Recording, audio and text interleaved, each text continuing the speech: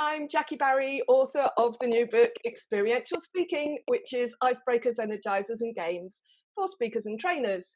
And I'm here today with John Cremer, who was awarded Speaker of the Decade for his talk about reading people and is the founder of the Maydays comedy improv troupe, who have been entertaining audiences for 15 years. Hello, John.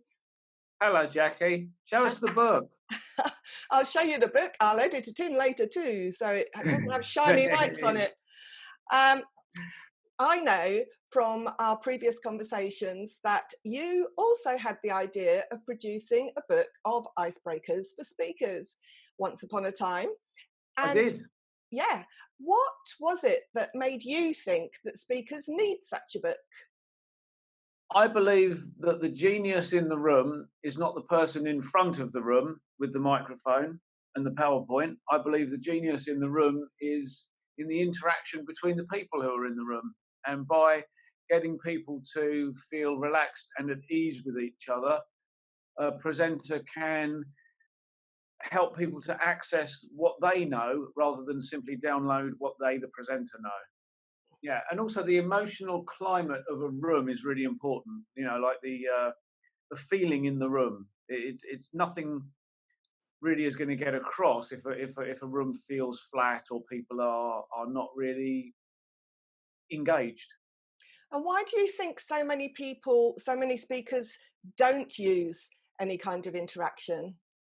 Because they went to school in an education system that's warped and reductive and turns people into filing cabinets. So they sort of lean on the teacher model rather than more of a facilitator, perhaps even an entertainer model. And also, I think there's control issues there. I think some presenters are afraid of losing control of the room, getting people, warmed up, loose, interactive, and then maybe chaos could happen. And you say that as though chaos is a good thing.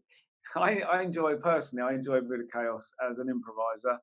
I find that interesting things happen when we step into the unexpected and we interact with each other in an open-hearted way. There's something else I've noticed in talking about this book with various people, and it's that some speakers seem very cautious about sharing the activities that they do use, as if they are scared somebody else will steal it.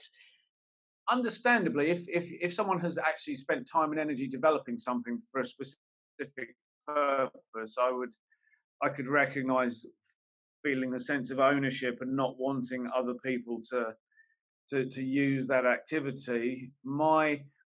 Whenever I use an activity or a concept that has come from another speaker, I always attribute that activity to them. So, for example, Michael Tipper taught us an exercise which the Maydays call the magic shush.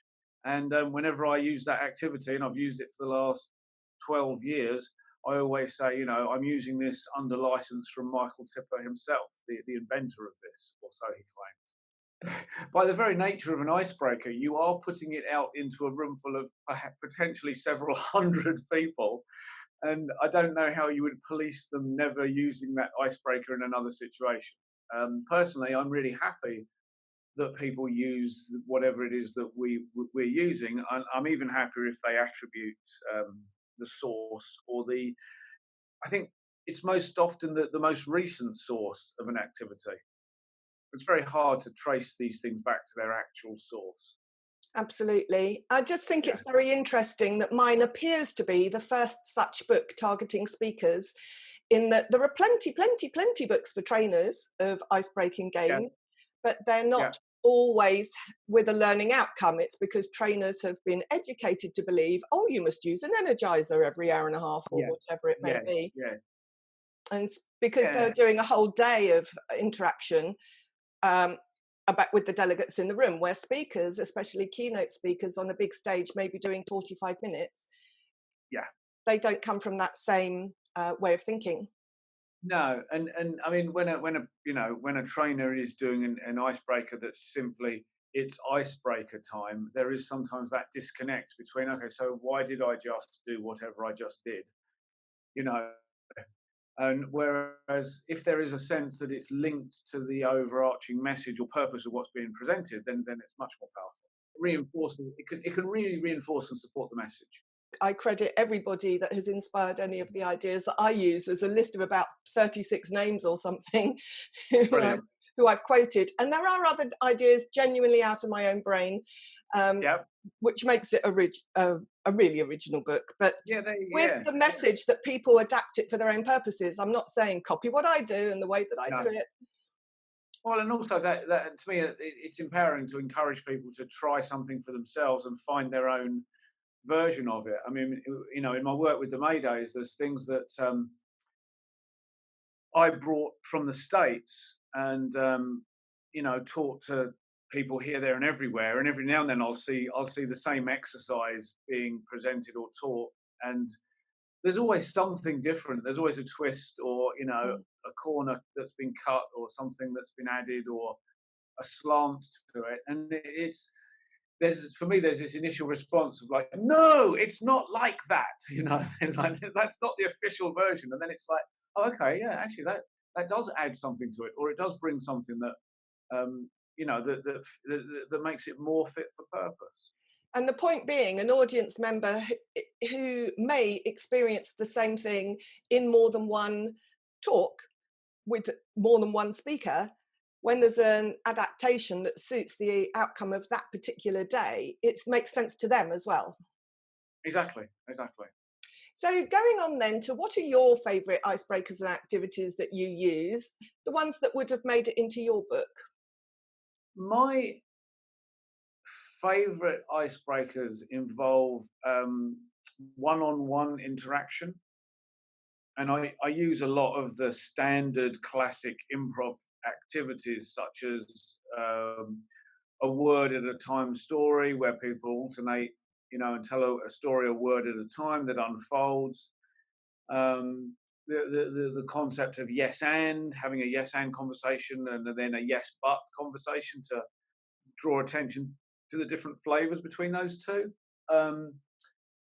Occasionally, I like to throw in something random, like there's one exercise where you walk around the room by yourself and you point at things and you name them and you alternate arms. So you would just point and go chair, floor, wall, light, etc. And then you take a breath and then you do the same thing, but when you point at something, you call it anything other than what it actually is. So it's a really good exercise in scrambling the brain, thinking different, experiencing a bit of frustration.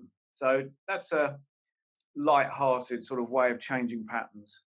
So going back to those three, the word at a time storytelling, what benefit, what outcome does the audience or the participant get from having that experience? What's the learning point? To me, it's tremendously rich. It's an exercise in listening. You know, you have to listen to the word the other person says before you add something. It flags up the dynamics of power and control, of wanting to steer the story, believing you know where the story should go or will go, and being frustrated potentially when the other person doesn't, you know, come out with the word that you're trying to psychically project into their brain. And also the magic of just of being playful and light and tapping into your own creativity on a moment-to-moment basis. There's a number of learning points in just that one activity. Absolutely, and I love that something so simple can draw out whichever lesson the presenter is trying to embed within them. It's different for everyone. I mean, you sometimes you'll have someone doing a word at a time story and they're sitting there going, oh, the other person's not getting it. And sometimes someone can be going, oh, I'm not getting it. Like they imagine the other person actually knows what the story is and somehow they're out of the loop, even though it's not a loop, it's just a conversation. It's interesting what it sparks within people. And I love, having spent 5 years learning with the Maydays and other improv teachers, how improv leaks into real life and real work. And you might join it thinking you're doing something that's playful and fun, and actually it's operating on you at a much, much deeper level. But that's a whole other conversation. So let me come back to the yes and yes but conversations and the specific outcomes from that activity. That to me is one that has an element of something that I think is a crucial factor in the realm of speaking, training, and presenting, which is often overlooked, and that's the realm of permission.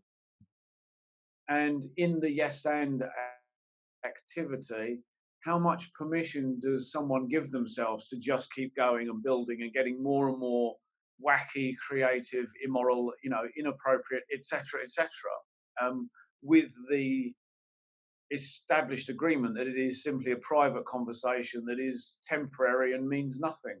And so it is. It is. I think permission's a good element to be aware of during the yes and.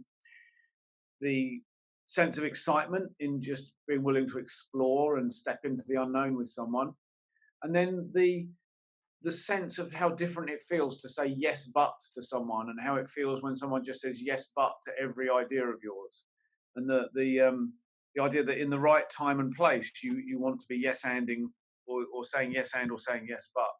So it's that to me there's many learning points in all of these. And for me, that final point works really well in a corporate environment, talking about culture, or Yeah, with a project team, yeah, or with brainstorming, yeah. and it has so many applications. In the realm of permission, I'll say, your sales team wants to be engaged in some pretty hardcore yes and thinking, whereas your finance team and your legal team, you really need those people to be thinking yes but. That's their job. That's the role. That's the nature of it. And sometimes, you want to take a break from that. You want to do something a bit different. But it's knowing the time and place, because quite often I run into people that think yes and is good and yes but is bad, and it's a binary division. Again, time and place, time, place, and purpose. Very good point. Mm. And on the subject of pointing, the walk Yep. and point game, you said one of the things that does to you is scramble your brain and lead to frustration. So Yes. beyond that, what do people get out of it? The experience where you point at something and you say something that it's not, it can be really quite jarring. And I've had people actually just freeze and shake their head and point at a chair. And I'm like, what's going on? And they're like, no, that's a chair. And I can't say it's a table. It's just like that. They're frozen. And that's really interesting. And also what I often notice doing that is people fall into patterns. So they'll point, and after a while, everything they point at is an animal, or everything they point at is a color, or it's interesting to note how we have 600,000 words in the English language, and we, even when we're told, okay, expand, we tend to pull off a very narrow range of words. And it's just like, what's that about? And it's not something to judge, it's just something to notice and have fun with. It's interesting to play with perhaps breaking the rules, because pointing Yeah. at something and misnaming it is Oh, unconventional. And yes. to note whether you come up with your own strategies, like Yes. calling it the thing you pointed at before, Yes. so that you have this sense of being a person that I must win or get Yeah. it Yeah. Yeah. right. Yeah. Yep. So one Finding of, ways, we very quickly find ways to play it safe. We go into a new structure or pattern, and then I think there's a part of us that goes, okay, how can I get this right, not make mistakes, and be safe? and that's one of the most valuable things I know that I personally have got from improv, is that idea that mistakes get celebrated Yes. and built on. And again, that in a workplace, that can be really beneficial in a lot of businesses today, which are trying to fail faster so that they Yes. reach success sooner, and Yes. making it okay to try things differently. Yes. Is Yep. innovation so important? Yes, it certainly is, and we live in a culture that has spent however many years educating individuals to conform and not innovate, and then we go into the workplace and we're ordered to innovate, and it's like, okay, how? Yes. What's Yeah, step one? yeah. How do you then get your audiences into the mindset where they're ready to play?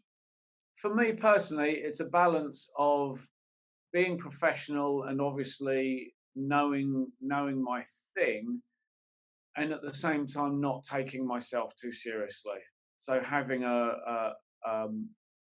my introduction is very loose in its structure. I'm perfectly willing to interact with anyone at any point, and to not have to win and not be afraid of looking silly. Or, in fact, as an improviser, I'm happier in an interaction letting the other person win than having to be competitive and be the smartest guy in the room or the expert, quote unquote. And I think that helps people to feel safe and to feel that they're not having to live up to some standard that they're likely to fail because it's something they're not familiar with. And where do you think speakers go wrong when it comes to using activities with an audience? I think, and I heard this expressed very well by a really excellent facilitator who I saw in action. His name's Kershed. And he says that a presenter, a facilitator, is often only willing to take a group to the edge of their own personal anxiety. If a presenter is willing to be uncomfortable and face their own anxiety, then that transmits to an audience. If they are contracting around areas of anxiety, the audience will empathetically contract and feel unsafe.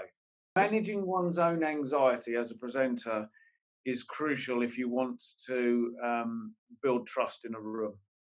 So can you think of a time when you've been in an audience and seen a presenter either do something amazing as an activity, Yeah. which has really landed with you and made the change that was the objective of the day, and or a time when the opposite has happened, when it's all gone horribly wrong? I'm always going to think of the horror stories. I saw a presenter once stand like Elvis Costello. Do you remember Elvis Costello in the early days when he would go on tour and he would stand with his legs very wide apart? Yeah. So this presenter stood with his feet sort of 3 feet apart for no reason at all that I could determine. He had people do things that obviously meant a lot to him, his personal journey in life, but meant absolutely nothing and was of no value whatsoever to the audience. And he also flew a drone through the room for no apparent reason other than the fact that he appeared to enjoy flying his new toy around the room. It had no connection with anything that was happening, no purpose, and it was just a buzzy, annoying sound that went around the room for about 10 minutes. So yeah, I've seen quite a few things go horribly wrong. Those are always the ones I remember. I mean, to think of something that went really well is a much bigger requirement of me. I'm very rarely inspired or wowed by a presenter because it's the Wizard of Oz syndrome. I think as presenters, we've seen behind the curtain. So if something's working and the audience is really wowed, it's like when you go and watch a magician, and if you're sitting near a member of the magic circle, you can just see them mentally numbering the name of the trick that they've just seen. It's sort of like, yeah, okay, that's what we call a callback in improv, where other people call it a nested loop, other people call it, it's just, there are tricks, tools and techniques which work, and people use them very skillfully, and I'm rarely wowed or surprised by it these days. Maybe I've become jaded. Let me just summarize one of the points I took from what you've just said, is that sometimes, because people's brains are busy and overloaded and they're not paying full attention, sometimes it is worth spelling out the value of whatever activity it is that you're engaging them with. Yes. And that links to something that's happened to me today, where you've just referenced the Wizard of Oz and the Wizard's Curtain, a cultural reference from the 1939 film, where most of our audiences are so much younger that they may not get it. And Yes. I was in a training event yesterday where a cultural reference was used for a lot of under 40s who were completely blank. And now there's a big discussion going on LinkedIn about what's appropriate to use, how some cultural references for some age groups are fine if people are going to get it, but that younger audiences have so much choice of what to watch and read and see that it's no longer possible to pick something that everybody will understand. And the way to do it then is to spell it out. You have to just make it simple for people. Yeah, I totally agree. We no longer have the shorthand experience. You and I, Jackie, probably had the experience of the day after the Morecambe and Wise Christmas show, we would be doing Morecambe and Wise jokes on the playground, or Tommy Cooper's, these shared cultural experiences where 20 million people would watch BBC One, that no longer exists. So we do have to join the dots in very different ways. And funnily enough, that's just reminded me of another presentation where an American speaker was speaking on building cultural bridges. That was their presentation. They began their presentation in London with a picture of the Brooklyn Bridge. And actually, at the moment, the slide went, oh, wait a second, that's the Brooklyn Bridge. I guess being here in London, I could have used London Bridge. And it was just like this. There's an ironic moment, Yeah, clearly meaning Tower Bridge, which is a whole other story. Number one, clearly means and also having, like, as an improviser, if I'd noticed that I'd used a bridge that didn't, resonate with my audience, I wouldn't have mentioned it. I would have just carried on. There's a picture of a bridge. Anyway, but he surprised himself, and he had the moment of realization of, like, oh, I could have actually built a cultural bridge by using a picture of a local bridge. Or even use it to make the point. Look, it's Brooklyn Bridge. Here I am in London. I should have used Tower Bridge. Which you're likely to relate to. And here's London Bridge. Any other option. Obviously, could talk for ages about all this stuff. But if people want to find out more about you and what you do, where do they go to look you up? My website is johncremer.co.uk, and the Maydays is themaydays.co.uk. That's the improv troupe. And the work I do on reading people is at readingpeople.biz. Those are the easiest ways to find me and what I get up to. A book on icebreakers for speakers, trainers, and presenters will never come out, so don't look for it. Buy Jackie's instead. It exists. But I had the idea first. Well, thank you very much for your time. Pleasure, Jackie. We are. Hello, Jackie. Do you want me portrait or landscape? I want you landscape. Can you shift yourself around? Well, I'll shift the phone. It's a lot easier than shifting me. Is the background okay? Yeah, I'm happy if you're happy. Yeah, I'm happy. Yep. Go on then, shoot. Take two. Take two. Testing. 1, 2, 3. Yes, one, yeah.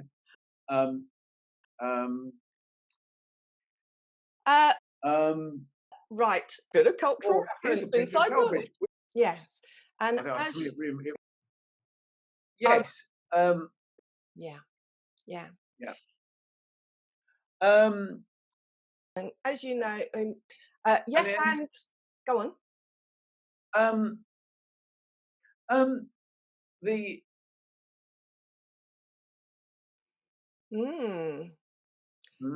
you? So a presenter,